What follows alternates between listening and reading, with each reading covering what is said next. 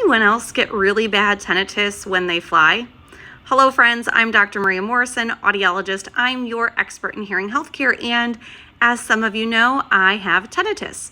Now, it's not typically bothersome. I usually don't even notice it on a day-to-day basis, but certainly when I'm stressed or anxious is when I notice it more. And traveling, even though I love it and am actually a travel agent in addition to an audiologist, traveling does give me a bit of anxiety and does stress me out, right? I don't want to be late for the flight. I want to make sure I have plenty of time to get through security. All of that gives me anxiety. And because of that, my tinnitus can get a little bad or a little worse during my travel days.